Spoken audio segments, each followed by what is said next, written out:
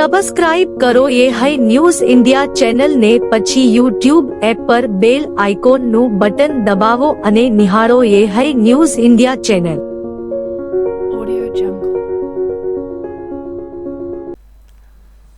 ભારતના ચૂંટણી પંચ દ્વારા સમગ્ર ગુજરાતમાં હાલ SIR 2026 અંતર્ગત મતદાર યાદી સુધારણાની ઝુંબેશ ચાલી રહી છે।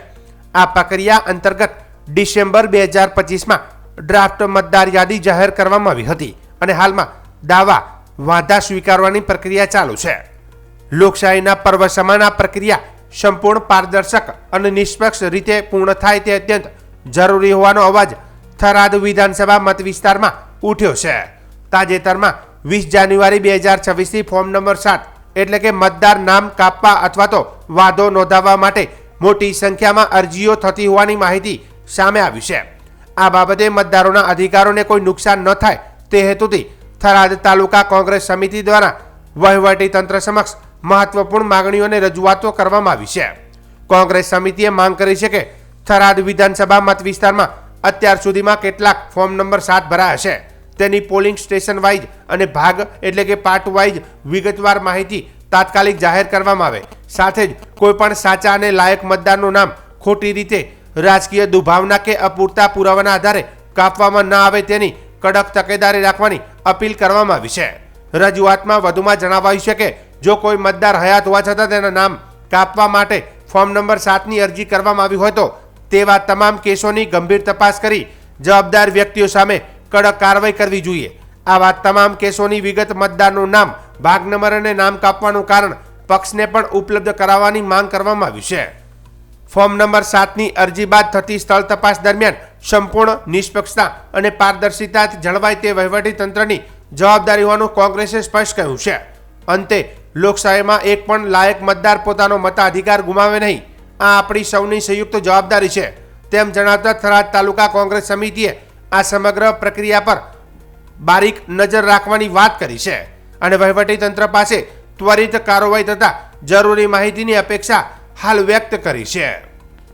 ગુજરાતમાં અત્યારે SIRની પ્રક્રિયા ચાલે છે। SIR એટલે મતદાર શુદ્ધિકરણની જે પ્રક્રિયા છે અત્યારે ચૂંટણી પંચ ચલાવી રહ્યું છે।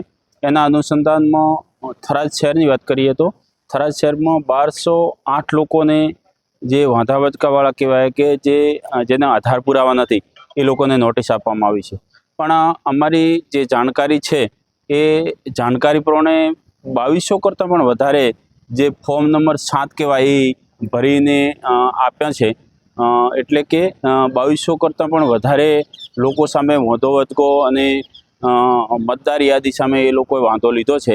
તો અમારી ચૂંટણી પંચને ખાસ કરીને નમ્ર વિનંતી છે કે ચૂંટણી પંચે જો 1208 વાંધા કાઢ્યા હોય એમના જ નોટિસો આપી હોય તો આટલા વધારે ફોર્મ 7 કેવી રીતે ભરાણા અને જે ફોર્મ 7 ભરાઈને આવ્યા છે તો કયા વોર્ડમાં ભરાઈને આવ્યા છે, કયા બૂથમાં ભરાઈને આવ્યા છે, કોના ભરાઈને આવ્યા છે એ અમને કોંગ્રેસ પાર્ટીને માહિતી આપવામાં આવે।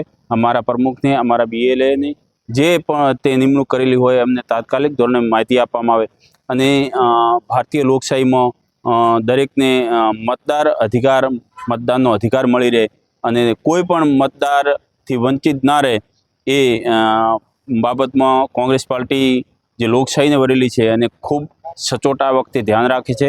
અમારું આખી SIR પ્રક્રિયામાં ગુજરાતમાં અને થરાદ વિધાનસભામાં બારીકાઈથી નજર છે। જ્યાં જ્યાં પણ આવી રીતે ક્યાંક ગફલત થતી હોય તે અમે ચૂંટણી પંચના ધ્યાને લાવશું, એના અધિકારીઓને ધ્યાને લાવશું અને આપના માધ્યમથી, મીડિયાના માધ્યમથી ચૂંટણી પંચને કહેવા માગીએ છીએ કે સાચી મતદાર યાદી બને, સાચી SIRની પ્રક્રિયા થાય અને જે ફોર્મ નંબર 7ની જે અમે આજે આવેદનપત્ર પ્રાંત સાહેબને આપ્યું છે એમાં સાચી પ્રક્રિયા અમારા કોંગ્રેસ પાર્ટીના ધ્યાને લાવવામાં આવે એવી અમે રજૂઆત કરી છે। દેશમાં SIRની પ્રક્રિયા જે ચાલી રહી છે એનો મૂળ તો હેતુ એવો હતો કે શુદ્ધિકરણ થાય મતદાર યાદીનું, પણ આ મતદાર યાદીનું શુદ્ધિકરણ થવાને બદલે હું થરાદ શહેરનો જ ખાલી આંકડો આપું તો 1200 જેટલા મતદારોને નોટિસ આપી હતી કે ભાઈ તમારા કોઈ રેકર્ડ પુરાવા મળતા નથી અને એના પછી અમને માહિતી મળે એ પ્રમાણે થોડો આંકડો મોટો છે કે વધારે નામો રદ થવા પાત્ર છે। તો આ બાબતે અમે અત્યારે આવેદનપત્ર આપ્યું છે અને કેટલા લોકોને તમે નોટિસ આપી છે એનું લિસ્ટ પણ માંગ્યું છે અને સરસ રીતે અને પારદર્શક રીતે આ એસઆઈઆરની પ્રક્રિયા થાય એવી કોંગ્રેસ પાર્ટીની માગણી છે. બનાસકાંઠા જિલ્લાના પાલનપુર તાલુકાના ઝઘણા ખાતે આવેલી એકલવ્ય મોડલ રેસિડેન્શિયલ સ્કૂલમાં ફૂડ પોઈઝનિંગની ગંભીર ઘટના સામે આવી છે. સ્કૂલ ગર્લ્સ હોસ્ટેલમાં બપોરનું ભોજન લીધા બાદ અચાનક વિદ્યાર્થીઓને ઉલટી, પેટમાં દુખાવો અને ચક્કર આવવાના લક્ષણો જોવા મળ્યા હતા. ઘટનાની ગંભીરતા જોતા કુલ 38 વિદ્યાર્થીઓને તાત્કાલિક પાલનપુર સિવિલ હોસ્પિટલમાં દાખલ કરવામાં આવી હતી. પ્રાથમિક માહિતી મુજબ શરૂઆતમાં આશરે 10 વિદ્યાર્થીઓમાં ફૂડ પોઈઝનિંગના લક્ષણો દેખાતા તેમને તાત્કાલિક સારવાર માટે હોસ્પિટલમાં ખસેડવામાં આવી હતી. ત્યારબાદ વધુ વિદ્યાર્થિનીઓમાં પણ સમાન લક્ષણો જણાતા સંખ્યામાં વધારો થયો હતો. જિલ્લા આરોગ્ય વિભાગે ઘટનાની જાણ થતાં તાત્કાલિક કાર્યવાહી કરી સારવારની વ્યવસ્થા સાથે ભોજનના સેમ્પલ લઈ તપાસની પ્રક્રિયા શરૂ કરી છે. આ ઘટનાને લઈને વાલીઓમાં ભારે રોષ જોવા મળ્યો છે. વિદ્યાર્થીના ભાઈ ખરાડી મુકેશે ગંભીર આક્ષેપ કરતા જણાવ્યું હતું કે સ્કૂલ સંચાલકોની બેદરકારીને કારણે આ ઘટના બની છે. 35થી વધુ છોકરીઓની તબિયત ખરાબ થઈ હોવા છતાં કોઈ વાલીઓને સમયસર જાણ કરવામાં આવી નથી. મને પણ મારી બીજી બહેન પાસેથી ખબર પડી. આ ગંભીર શોષણ અને જવાબદારોને કડકમાં કડક સજા થવી જોઈએ તેમ તેમણે જણાવ્યું હતું. તો બીજી તરફ સ્કૂલના આચાર્યોએ વાલીઓના આક્ષેપોને ફગાવતા કહ્યું હતું કે તમામ વિદ્યાર્થીઓને વાલીઓને સમયસર જાણ કરવામાં આવી હતી અને સ્થિતિ પર સતત નજર રાખવામાં આવી રહી છે. તો બનાસ મેડિકલ હોસ્પિટલના સુપ્રિન્ટેન્ડન્ટ ડોક્ટર સુનિલ જોશીએ જણાવ્યું હતું કે હાલ 1-2 વિદ્યાર્થી સિવાય બધીની તબિયત સારી છે. તમામને જરૂરી દવાઓ, ઇન્જેક્શન આપવામાં આવ્યો છે, જેના કારણે ઉલટી અને દુખાવામાં રાહત મળી છે. કુલ 38 વિદ્યાર્થીઓને દાખલ કરવામાં આવી હતી અને મોટાભાગની સ્થિતિ સ્થિર છે. પાલનપુર સિવિલ હોસ્પિટલના ડોક્ટરના જણાવ્યા મુજબ ઘટના બાદ સ્કૂલનો સ્ટાફ પણ હોસ્પિટલમાં હાજર રહી બાળકોની દેખરેખ રાખી રહ્યો છે. ફૂડ પોઈઝનિંગનું ચોક્કસ કારણ જાણવા માટે વધુ તપાસ હાથ ધરવામાં આવી છે અને આરોગ્ય વિભાગની રિપોર્ટ બાદ જ ઘટનાની સાચી હકીકત સામે આવશે.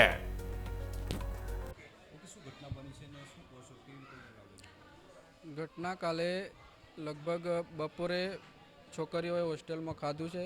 મારી બેન 12માં ભણે છે, એમની અત્યારે એક્ઝામ ચાલુ છે અને પછી એ લોકોએ બપોરે ખાધું. એના પછી એક્ઝામ આપવા ગયેલા છે અને લગભગ ખાધા પછી 4-5 વાગે જેવું એમને પેટમાં દુખવાનું, પેલું આપણે ઉલટી થવાનું એવું થયું અને શાળાને ખબર પડી એટલે આ લોકોએ લગભગ રાત્રે કંઈક આ પાલનપુર સિવિલ હોસ્પિટલમાં દાખલ કરેલા છે.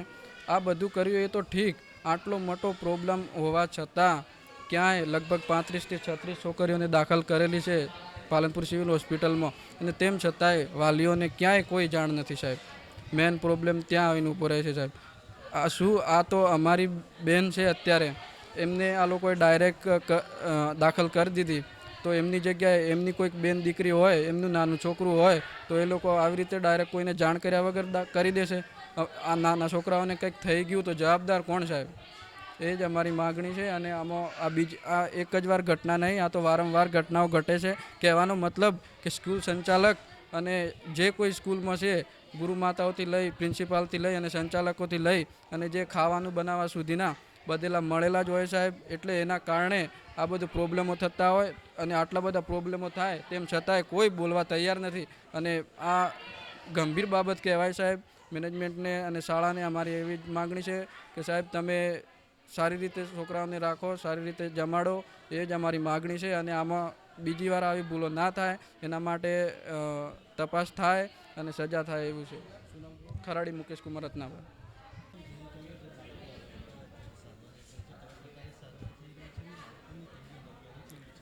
અત્રે બનાસ મેડિકલ કોલેજ અને જનરલ હોસ્પિટલ પાલનપુર ખાતે 38 બાળકો અત્યારે દાખલ છે, જેઓ એકલવ્ય સ્કૂલ જગાણાથી લાવવામાં આવેલા અને ફૂડ પોઈઝનિંગ થયેલું હતું. અત્યારે 1-2 બાળક સિવાય બાકી બધા બાળકની કન્ડિશન એકદમ સ્વસ્થ છે અને જે 1-2 બાળકને થોડુંક આવી ફ્લુઇડ વધારે આપવું પડે એવું છે એમને આપી રહ્યા છીએ. બાકી કોઈ ખતરાથી બધા બાળકો બહાર છે. આમાં અત્યારે એમને આઈવી ઇન્જેક્શન આપવા પડે, ડ્રીપ આપવી પડે, જેથી ફ્લુઇડ જે શરીરમાં ઓછું પડતું હોય એ પૂરતું થાય અને વોમિટિંગ માટે અને દુખાવા માટેની દવાઓ બધી આપવામાં આવે. આમાં ફૂડ પોઈઝનિંગમાં અનેક પ્રકારના કારણો હોય છે. એમાં બેક્ટેરિયલ પણ હોઈ શકે, ઘણીવાર વાયરલ પણ ઇન્ફેક્શન હોઈ શકે અને બધા એ જ્યારે લેબોરેટરી ટેસ્ટમાંથી ખબર પડે કે કઈ જાતના ઇન્ફેક્શન ખોરાકમાંથી આવ્યું છે એ ખોરાકની તપાસ કરીને એની બાયોકેમિસ્ટ્રિકલ તપાસ કરીએ તો જ ખબર પડે કે કયા જંતુઓ એમના શરીરમાં, અથવા તો બાળકોના શરીરની અંદરથી બાકી જો સંડાસ વધારે થતું હોય તો એમાંથી સ્ટૂલમાંથી ખબર પડે કે એમને કઈ જાતનો રોગ લાગુ પડ્યો છે. વાવથરા જિલ્લામાં 26મી જાન્યુઆરી 2026 દરમિયાન યોજાનારી રાજ્યકક્ષાની ઉજવણીને ધ્યાનમાં રાખીને જિલ્લા વહીવટીતંત્ર દ્વારા મહત્વપૂર્ણ નિર્ણય લેવામાં આવ્યો છે. કાર્યક્રમમાં માનનીય રાજ્યપાલ તથા મુખ્યમંત્રીના આગમનને પગલે સુરક્ષા અને ટ્રાફિક વ્યવસ્થાને લઈને ભારે વાહનો માટે ખાસ રૂટ ડાયવર્ટ જાહેર કરવામાં આવ્યું છે.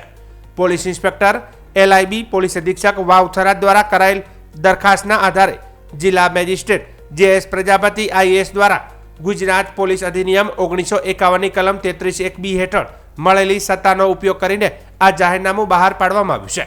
જાહેરનામા મુજબ 25/1/2026ના સવારના 8 કલાકથી 26/1/2026ના રાત્રિના 8 કલાક સુધી ભારે વાહનોના અવરજવર માટે નિર્ધારિત માર્ગો બદલવામાં આવ્યો છે. જાહેરનામા અનુસાર ડીસા, લાખણી અને જેતરા તરફથી થરાદ આવતા ભારે વાહનોને વાવ, ભાભર, સાચોર તથા થરાદ બજાર તરફ જવા માટે વૈકલ્પિક માર્ગો અપનાવવાના રહેશે. તે જ રીતે વાવથી ડીસા, મીઠાથી સાચોર તેમજ થરાદથી જેતરા ડીસા તરફ જતા વાહનો માટે પણ અલગ અલગ રૂટ નિશ્ચિત કરવામાં આવ્યો છે. આ રૂટ ડાયવર્ટથી કાર્યક્રમ દરમિયાન ટ્રાફિક સુચારુ રીતે ચાલે, ભીડ નિયંત્રિત રહે અને કાયદો વ્યવસ્થાની પરિસ્થિતિ જળવાઈ રહે તે હેતુથી રાખવામાં આવ્યું છે. પોલીસ વિભાગે આ રૂટ ડાયવર્ટ સંબંધિત જરૂરી બોર્ડ, બેરિકેડ્સ તથા અન્ય વ્યવસ્થા કરવાની જવાબદારી સોંપવામાં આવી છે. જાહેર જનતાને જાણ કરવા માટે સ્થાનિક અખબારોમાં પ્રસિદ્ધિ પણ કરવામાં આવશે. તેમજ પોલીસ કચેરીના નોટિસ બોર્ડ અને જાહેર સ્થળોને હુકમની નકલ ચોંટાડવામાં આવશે. જિલ્લા વહીવટીતંત્રે વાહન ચાલકોને અપીલ કરી છે કે તેઓ જાહેરનામાના દર્શાવેલા માર્ગોનું પાલન કરે અને પોલીસને સહકાર આપે. જાહેરનામાનો ભંગ કરનાર સામે ગુજરાત પોલીસ અધિનિયમ 1951 તથા ભારતીય ન્યાય સંહિતા 2023 મુજબ કાયદેસરની કાર્યવાહી કરવામાં આવશે તેમ જણાવાયું છે. સરહદી વિસ્તારમાં ગેરકાયદેસર પ્રવૃત્તિઓ પર અંકુશ લાવવા વાવથરા જિલ્લા પોલીસ દ્વારા સતત કડક કાર્યવાહી કરવામાં આવી રહી છે. જે અંતર્ગત થરાદ પોલીસ સ્ટેશન વિસ્તારમાં આવેલ કરબુણ ગામની સીમમાંથી પેરોલ ફ્લો સ્કોડ વાવથરાદે મોટી સફળતા હાંસલ કરી છે.